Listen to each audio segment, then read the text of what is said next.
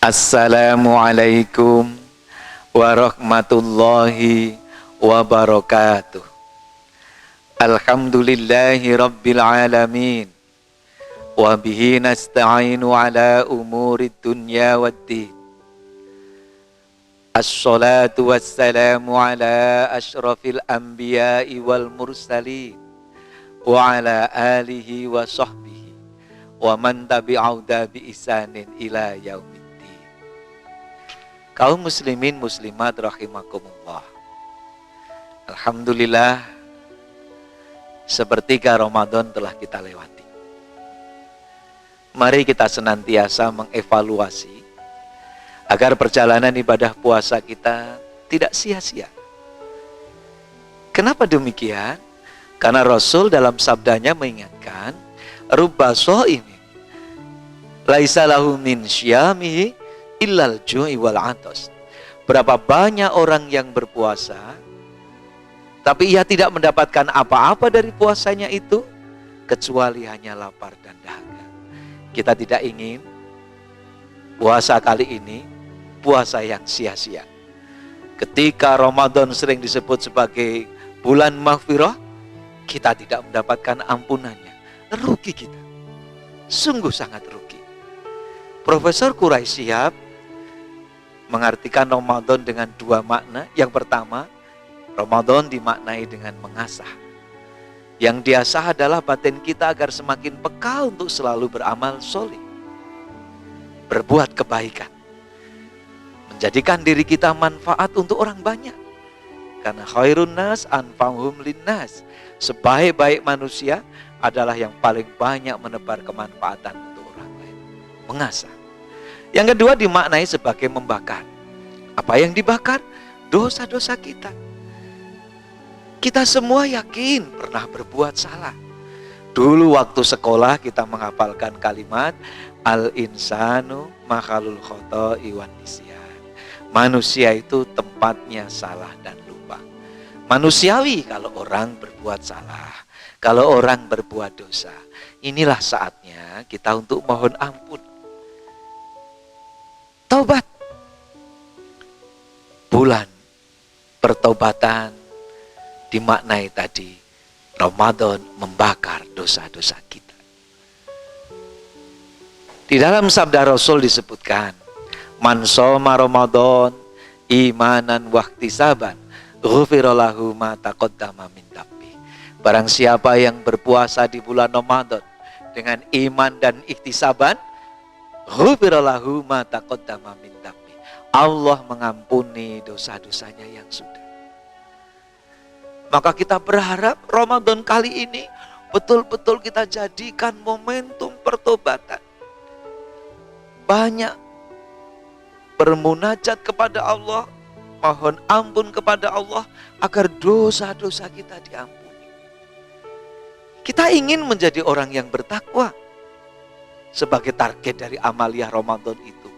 Dan ciri orang yang bertakwa itu salah satunya adalah walladzina idza fa'alu fahisyatan aw dzalamu anfusahum dzakarullah fastaghfaru lidzunubihim wa may yaghfiru dzunuba illallah wa lam yusirru ala ma fa'alu wa hum ya'lamun. Orang-orang mutakin itu ketika ia terlanjur berbuat salah, salah satu cirinya di dalam surah Ali Imran ini, atau perbuatannya dolim, menganiaya diri sendiri, ia segera ingat akan Allah, fastaghfaru lidzunubihim, lantas ia mohon ampun terhadap dosa yang telah ia lakukan itu. Di situ dipertanyakan, wa may yaghfiru dzunuba illallah, siapakah yang ampunannya lebih besar dibandingkan ampunan Allah? Allah Maha Pengampun. Sekalipun dosa kita menggunung, menumpuk, ampunan Allah lebih besar dari itu. Beruntunglah kita kalau di Ramadan ini kita bisa menjadikan momentum untuk betul-betul bertobat. Yang lebih penting dari itu, kalau kita sudah diampuni oleh Allah, jangan lagi berbuat maksiat. Sebagaimana perintah Al-Quran tadi. Walam yusirru ala ma fa'alu wahum ya'lamun. Dan ia tidak mengulangi perbuatan dosanya itu karena dia mengetahui. Godaan hidup mungkin semakin besar. Kita mungkin berada di lingkungan yang tantangan.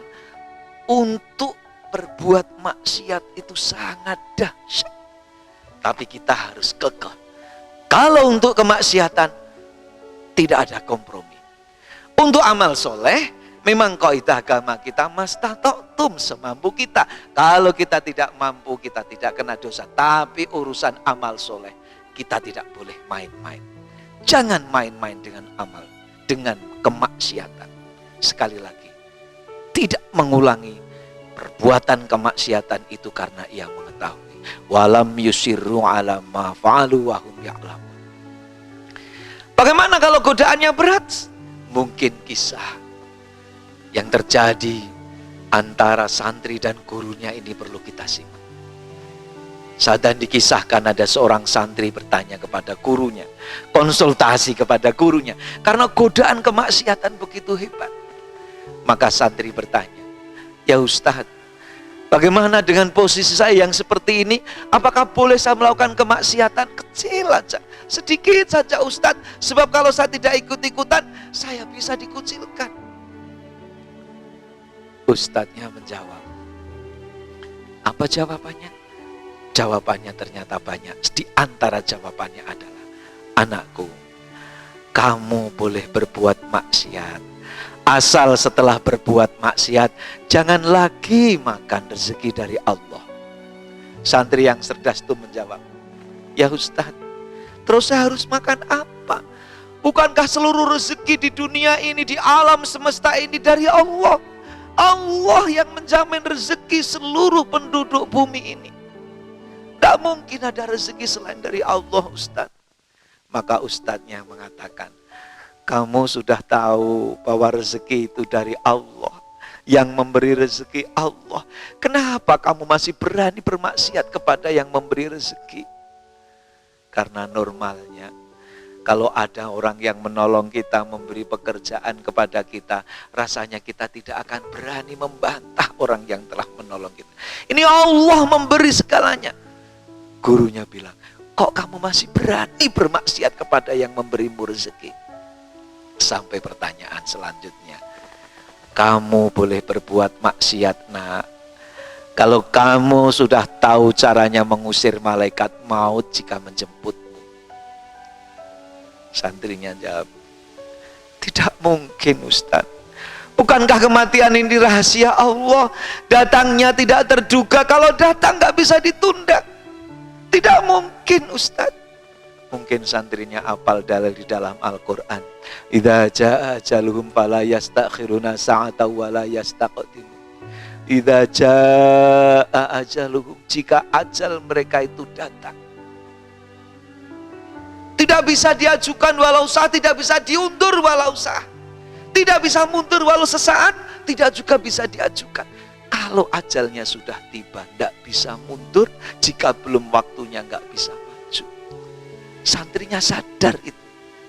Maka gurunya bilang, anakku, kamu sudah tahu bahwa kematian rahasia Allah.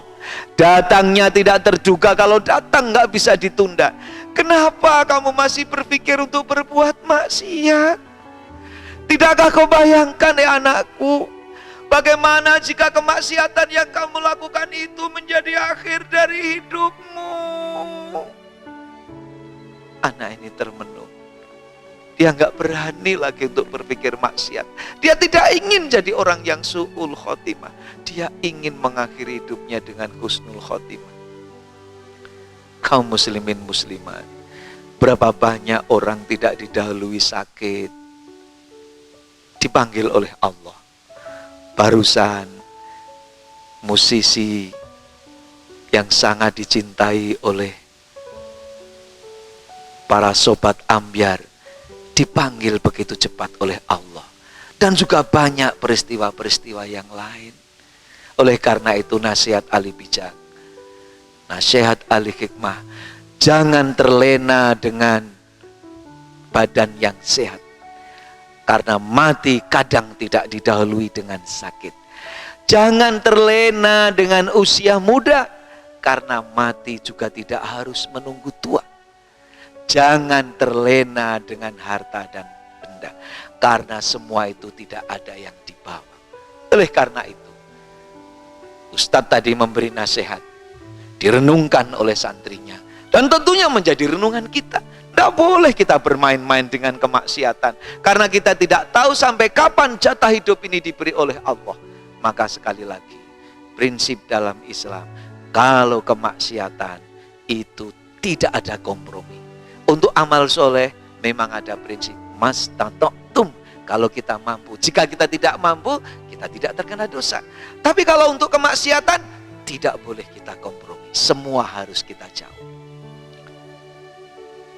Ibu bapak yang saya cintai rahimakumullah, ada pelajaran menarik dari tokoh petinju legendaris almarhum Muhammad Ali, petinju Amerika yang muslim itu, yang saya yakin dulu ketika bapak ibu kecil sering mendengar Muhammad Ali disiarkan di televisi, dan bahkan sekolah kita dipulangkan. Inilah Muhammad Ali punya kisah. Sebagian tulisan menyebut, beliau mengatakan, saya tidak merokok, tapi saya selalu membawa korek di saku celana. Setiap hati ini tergoda untuk berbuat maksiat, saya nyalakan satu batang, kemudian saya rasakan panasnya di telapak tangan saya.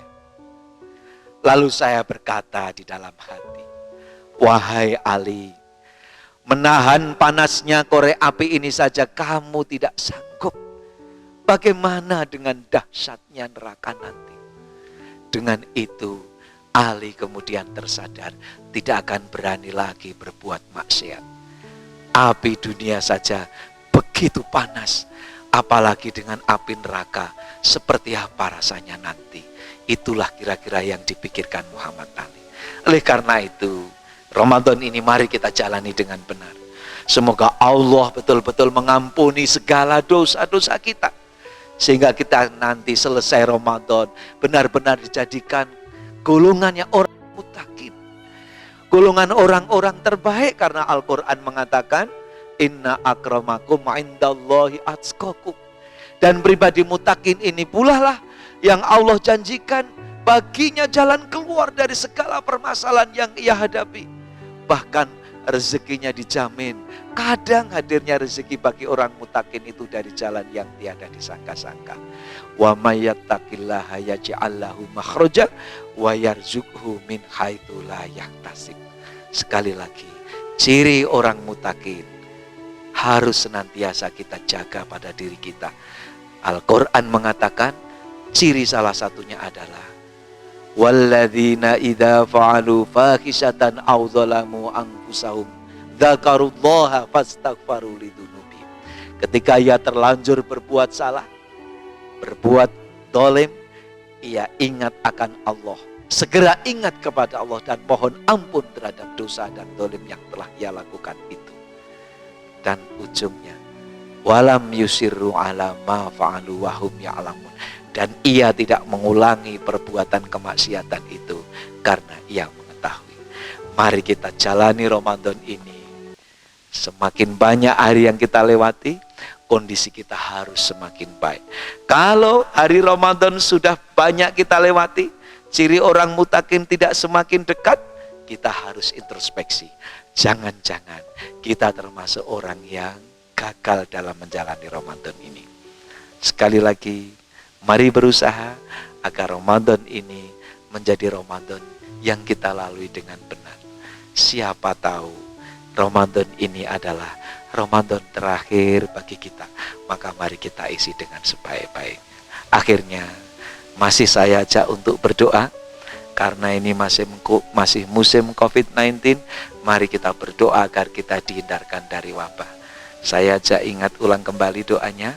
Allahumma inni a'udzubika minal barosi wal jununi wal judami wasai'il asqam. Kita ulang lagi bersama-sama, Ibu Bapak. Allahumma inni a'udzubika minal bahrosi wal jununi wal judami wasail asko. Selamat melanjutkan ibadah puasa kita.